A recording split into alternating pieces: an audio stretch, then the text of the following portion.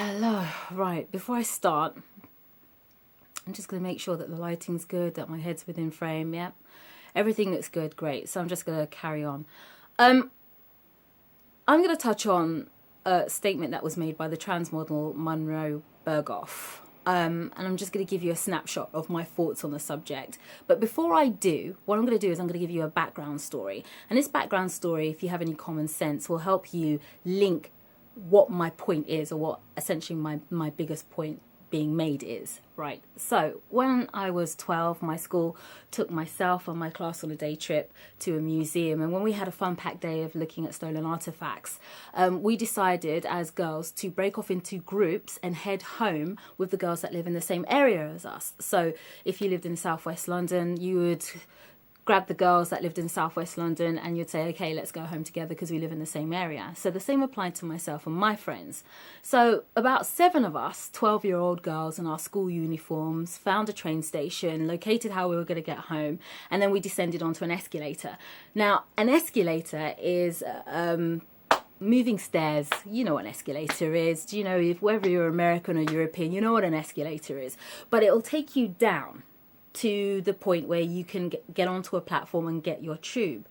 On the opposite side of the escalator, there's an escalator going up, right? So people leaving their train go up, people wanting to get a train go down. So as we descended onto this escalator, there was a man on the other side.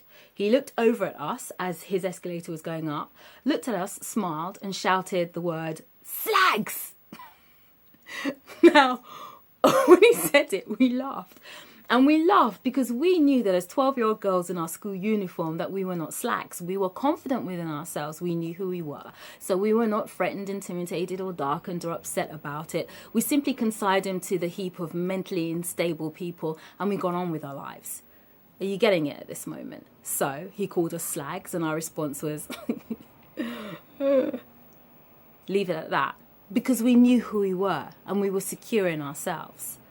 My point being this: when someone uses the blanket term, all white people are racist, and it is a blanket term, regardless, I could care less. It is a blanket term. However, when people or someone uses the expression, all white people are racist, when you're confident in yourself and you know who you are, it will not upset you.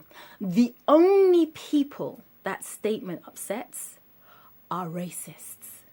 The only people that pour forth vitriol and froth at the mouth and literally walk around weeping and wailing and talking about how awful it is are racists. Because if you're secure in yourself, if you know yourself, you'll know that that doesn't apply to you. If you're secure in yourself and you have an intellect or a grain of intellect, you'll understand that you can even reason away the statement. Do you see my point? Confidence in self, not fearful of blanket statements. Do you see the link? And it is a blanket statement, which actually makes racist vitriol even more ridiculous, because it's a statement that's not even specifically directed at said you individually. It's a statement that's just been thrown over a group of people, come what may. So then why be so upset about it? Why respond to it so vociferously? What is it about that statement that makes you want to come online and tell people to kill themselves and hang themselves? It's because you are racist. You see the link there?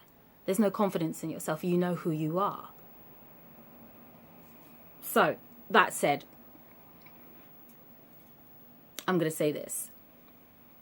All white people are racist. What